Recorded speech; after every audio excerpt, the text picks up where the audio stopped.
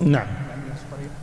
سفر المرأة بدون محرم حقيقة يعني انتشر للأسف في الفترة الأخيرة سفر النساء بدون محرم بدعوى أنه علاج، تجارة، دراسة وغير ذلك، وهذا لا يجوز. لا يجوز.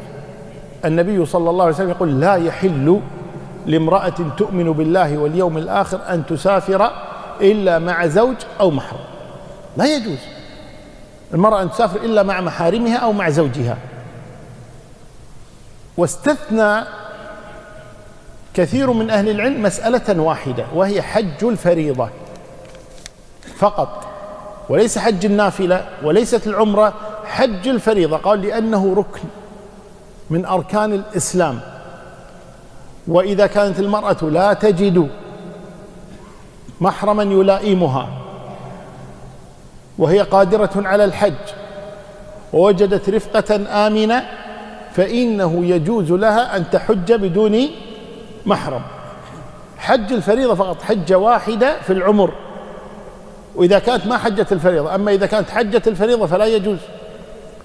إذا كانت تريد أن تسافر مع نساء ثقات العمرة لا يجوز، تجارة لا يجوز، دراسة لا يجوز أن تسافر المرأة إلا مع محرم، ولا يجوز التساهل في مثل هذه الأمور. فهذه المسألة يجب التنبه لها حقيقة، وعدم التساهل في سفر المرأة بدون محرم. البنات التي يدرسن في الخارج لا يجوز إرسالهن للخارج للدراسة بدون محارم هناك، بحجة أن حتى تأتي بشهادة تدرس هنا أو يذهب معها محرمها. فالقصد أنه نتنبه لهذا الأمر، وهو سفر المرأة بدون محرم. الله المستعان.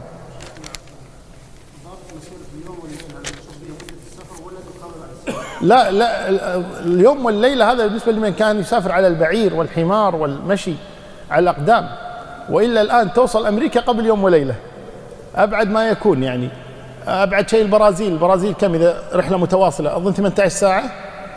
من اللي راح البرازيل أو أمريكا الجنوبية؟ أظن 18 ساعة فقط. هذه أبعد البلاد الآن. أو استراليا مثلا إذا رحلة يعني مباشرة، فما في الآن يوم وليلة في الطيارات الآن. وإذا بعد الطيارة ذيك الكونكورد اللي نص المسافة تقطعها، يعني تقطع المسافة الطويلة بنصف المسافة لسرعتها. فالقصد أنه اليوم والليلة هذا المقصود به أنه السفر، وليس المقصود المدة الآن تقضى.